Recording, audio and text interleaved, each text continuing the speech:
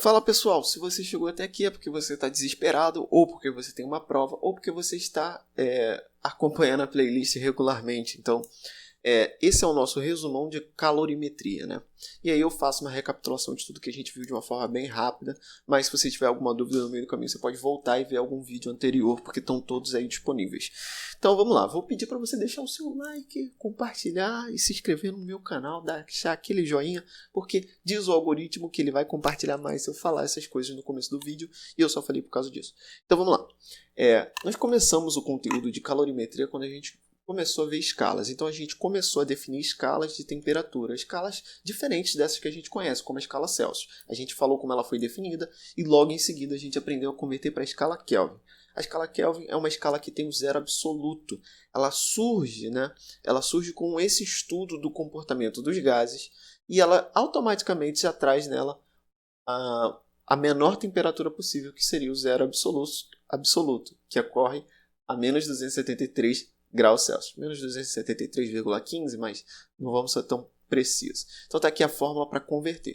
Logo em seguida a gente vê a escala Fahrenheit. Eu botei aqui esse θC e esse θF porque livros e materiais diferentes colocam essas fórmulas de forma diferente. Eu boto um casão aqui, mas é a temperatura em Kelvin, temperatura em Celsius. É só substituir que você consegue fazer as manipulações.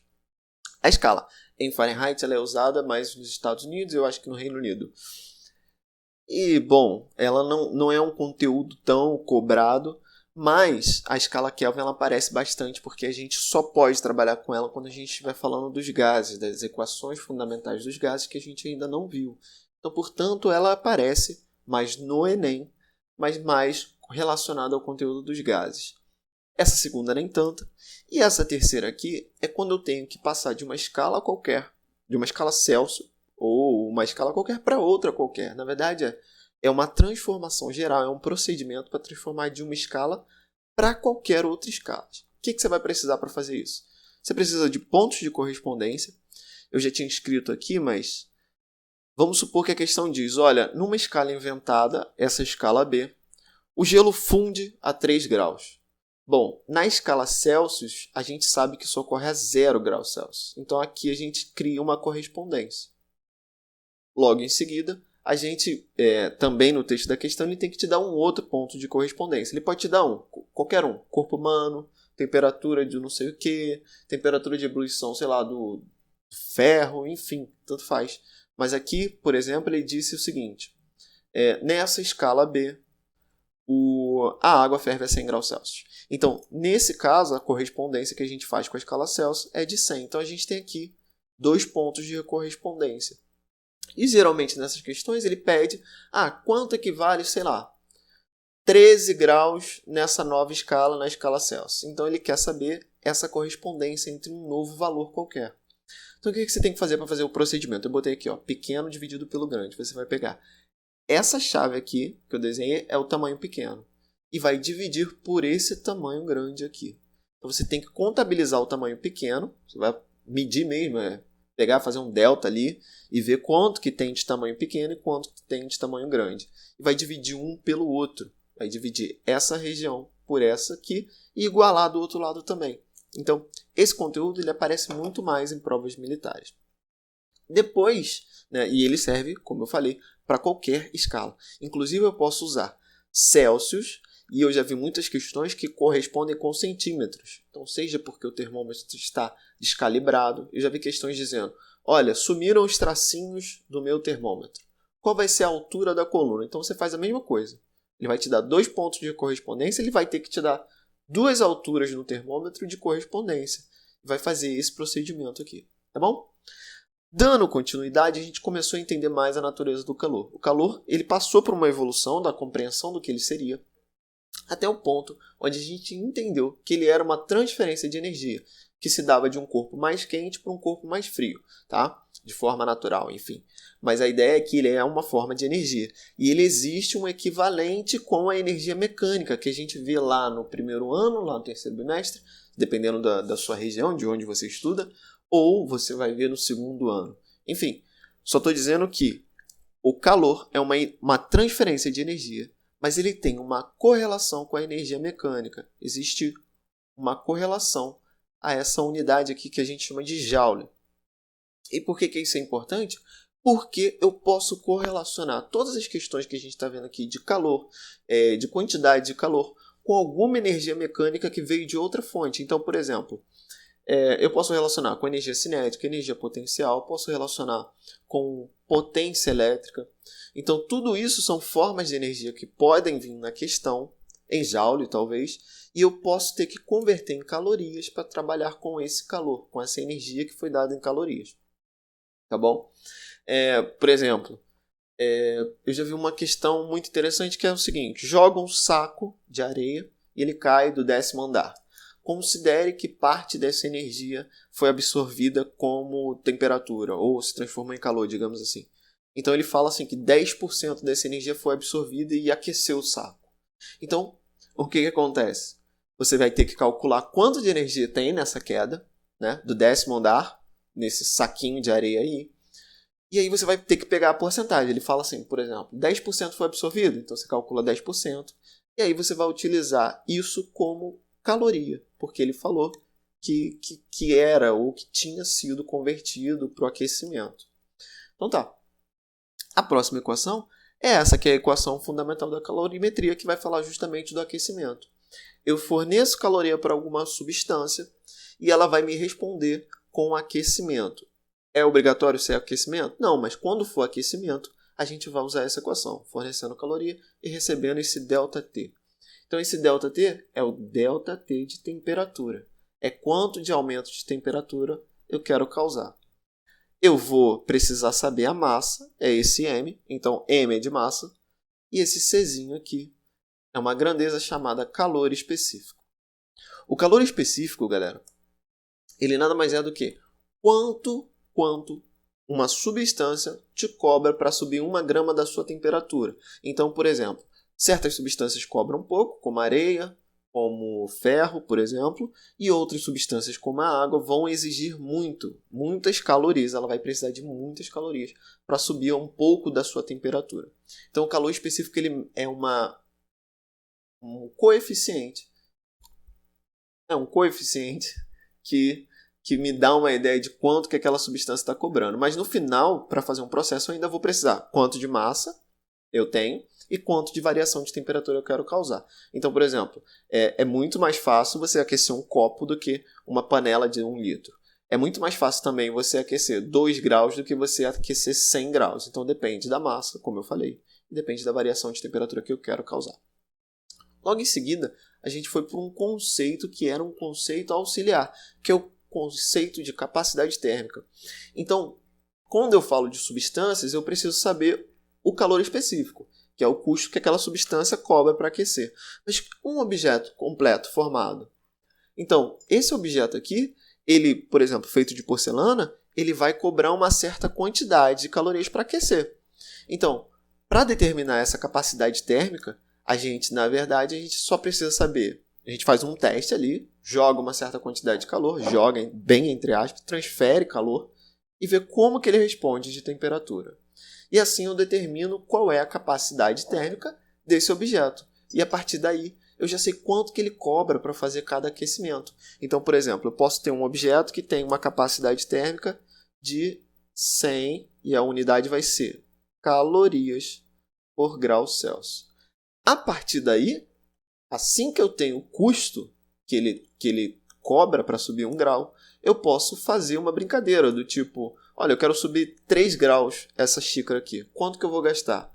Olha, o custo não é 100 calorias por cada grau? Eu quero subir 3 vezes 3. Você vai precisar de 300 calorias.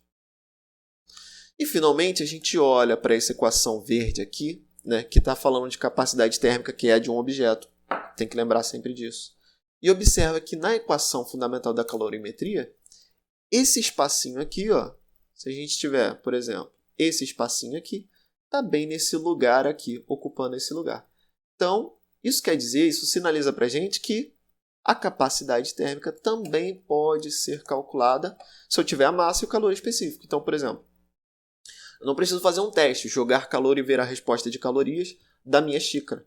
eu posso só ter a massa, então eu tenho 200 gramas de porcelana e o calor específico da porcelana, quanto que cada microgramazinha de porcelana cobra. E aí eu vou ter a capacidade térmica desse objeto aqui, dessa minha xícara. Tá bom? Então, muitas questões aqui. E aí é aquilo. No Enem, é muito provável que haja uma correlação dessa equação de aquecimento, que fala de aquecimento, com alguma equação de energia mecânica, de energia cinética, energia potencial ou de potência elétrica. Beleza? Logo em seguida, a gente começou a estudar então o equilíbrio térmico. O que é o equilíbrio térmico? O equilíbrio térmico é uma condição que aparece, que também dá origem à ideia de calor, né? Ela ajuda a gente a perceber que existe alguma coisa.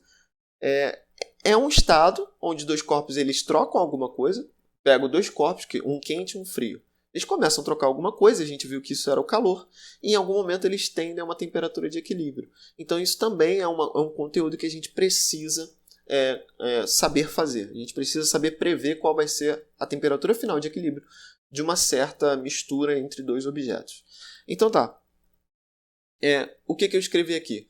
Isso funciona como dar e receber. Tudo que um dá, o outro recebe. E aí, a soma de tudo que um deu e o outro recebeu tem que dar zero. Então, eu citei o exemplo do mercado. Você perde R$100, o mercado ganha R$100. Então, menos 100 que você perdeu, mais 100 que o mercado ganhou, tem que dar zero. E aí, você não deve se preocupar com o sinal. Então, nessa equação, você não precisa se preocupar com o sinal, quem ganhou, quem perdeu. É só botar aqui, ó, Q1 mais Q2 mais, e aí eu botei Qn porque podem ter 3, 4, 5 corpos. Tudo isso tem que dar igual a zero. Beleza? Tá. Outra coisa que é importante aqui nessa equação. Eu botei aqui esse Q para lembrar que é possível ter equações de equilíbrio com capacidade térmica. Então eu dou a capacidade térmica, por exemplo, da xícara e misturo o café. Quero saber a temperatura final de equilíbrio dessa coisa, dessa combinação. Café quente. Então, o café, como é uma substância, eu vou te dar a massa, o calor específico, e você vai ter que procurar esse ΔT que aconteceu aqui.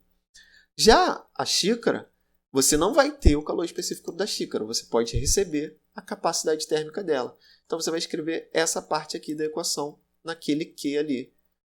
Então, um Q vai ser esse aqui, Q1, e o outro Q vai ser esse Q aqui, Q2. Tranquilos? E aí eu pego essa base aqui e essa base aqui todinha e substituo nesses locais aqui e resolvo a equação. É assim que se faz uma equação de equilíbrio.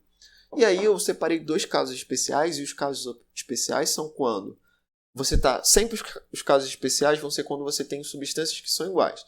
Então você vai misturar água com água, álcool com álcool, ou o calor específico é muito próximo, e eu fiz exemplos de questões que eram leite com café e o calor específico dos dois eram muito similares, então a gente acaba que a gente tem a mesma substância. Sempre que você tiver a mesma substância, você vai ter um caso especial.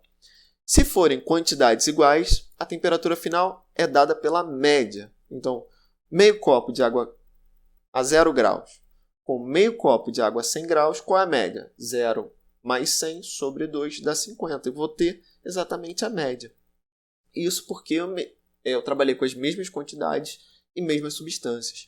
Agora, se eu tiver massas diferentes, eu posso ter que fazer uma média ponderada. Média ponderada, você tem que botar o peso da quantidade. Então, é a temperatura do corpo A mais a quantidade que você tem, vezes a quantidade que você tem do corpo A, mais a temperatura do corpo B, inicial, né, vezes a quantidade que você tem de matéria do corpo B. E divide tudo isso pela soma das duas matérias. Isso vai fazer com que, por exemplo, se o corpo A tiver mais massa, a temperatura final vai tender muito mais para a do corpo A. Então é o caso, por exemplo, de você jogar uma panela de água fria numa piscina que estava quente. A temperatura de equilíbrio aí vai ficar muito mais próxima da piscina, não é? Então isso aparece nesse fator de multiplicação aí. Mas se você lembrar como faz uma média ponderada, eu acho que vai ser simples fazer. Se não, faz bem aqui do começo. Pega a quantidade que você tem, pega a outra quantidade que você tem, bota essa equação aqui toda aberta, mas para um corpo e para o outro corpo igual a zero, e resolve que você vai chegar a um resultado tranquilo, satisfatório. Assim, não dá muito trabalho. Agora, de novo, aparece isso aqui, que são as formas de transferência de calor. Esse conteúdo ele é mais comum no Enem. Por quê? Porque ele é muito textual. Então, ele faz aquele estilo de questões que tem muito texto que você tem que analisar aquilo que você sabe a partir daquilo que foi contado no texto. Então, dá para fazer muita interpretação. Então, são 3 formas de você transferir calor. Então, você pode transferir por condução. Então, por meio de um material. Então, o calor é conduzido através do interior de algum material. Então, o que entra aí? Precisa de um material e o calor é conduzido no interior dele. E aqui outras questões existem corpos que são os bons condutores, metais no geral, e corpos que são isolantes. Por exemplo, isopor é um isolante, plástico é um isolante. Então, condução tem a ver com o material, geralmente, principalmente sólidos. Não é que não aconteça nos líquidos, mas principalmente vai acontecer nos sólidos. A convecção, ela forma as correntes de convecção. O fluido, quando é aquecido, ele tende a subir e a parte fria desse fluido tende a descer naturalmente, porque a gente está num campo gravitacional. Então, quando aquece, esse fluido que aqueceu está um pouco menos denso, então ele sobe, e o fluido mais frio ele tende a descer. Em todo caso, a convecção ela forma correntes de convecção, lembra muito desse formato aqui, e ela vai se dar principalmente dos fluidos. Então, toda vez que tiver uma relação com fluido, ar, água, né, você vai lembrar de convecção. Tranquilo? E radiação ela é dada por ondas eletromagnéticas. Então, se você não identificou um sólido, não identificou um fluido, você vai para a terceira hipótese, que é a que sobrou, irradiação, feito através de ondas eletromagnéticas. Importante da irradiação é só perceber que corpos têm taxas de absorção diferentes. Então, eu posso absorver ou emitir muito mais radiação. E isso especialmente no corpo negro. Corpos que são escuros, eles absorvem e emitem mais radiação. Tranquilo? Já os corpos brancos, e aí a coloração branca, e aí eu cheguei a dar exemplos de casos onde a pintura afeta a temperatura do corpo em relação a esse tipo de aquecimento, que é um aquecimento por irradiação. No caso do Sol, por exemplo. E, finalmente, por último, a gente viu as mudanças de estado. A equação é sempre... A calorimetria é sempre custos. Então, por exemplo, a água ela tem lá um custo para mudar do estado sólido para o líquido. Ela tem um custo que é fixo, é 80 calorias por cada graminha. Então, converter uma grama de sólido, para converter uma grama de sólido da água, de gelo, eu preciso de 80 calorias para pegar essa grama e levar ela para o estado líquido. Ou eu preciso retirar 80 do líquido para que ele volte para o estado sólido. Então, é essa a ideia, 80 calorias para que ele volte para o estado sólido. E é bom fazer essa comparação aqui pelo seguinte, pessoal. Olha só, o calor específico da água, a água em si, para aquecer, ela cobra 1 caloria por cada grau Celsius. Então, a água, para aquecer 1 grau, ela cobra 1 caloria, mas para congelar, 80. Então, nessa comparação aqui, a gente vê que é muito mais difícil você fazer uma mudança de estado. É preciso muito mais calorias. Tudo bem? E aí é um segredo, né? Por exemplo, por que a gente coloca gelo no isopor? Porque além de estar gelado, eu ainda vou ter que pegar todas essas calorias para converter o gelo em água. Então, tem muito mais, é um reservatório ali muito maior do que você só colocar água gelada, porque rapidamente ela ia aquecer. Show? E aí, esse conteúdo, lembrando, aqui tem uma equação de calor. Então, vou botar aqui 3. Ela pode entrar também nessa região do equilíbrio. Então, eu fiz exemplos de questões com equilíbrio, temperatura final de equilíbrio, onde a gente tem mudança de estado. Então, ela também pode entrar aqui nesse lugar para fazer aquela temperatura de equilíbrio. E também é comum falar dessa curva de aquecimento. Por quê? Porque é um fato que você tem que conhecer que, enquanto todo o corpo não muda de estado, não há aquecimento. A temperatura permanece constante ao longo da transformação. Então aqui eu estou mostrando 2 transformações, fusão, ou seja, do sólido para o líquido, e aqui do líquido para o vapor. Eu já vi questões onde isso aqui estava apagado. Tinha 1 e tinha 2. E você, por dedução, né, por dedução das transformações, você tem que se ligar que na região 2 tem que ser a transformação do líquido para o vapor.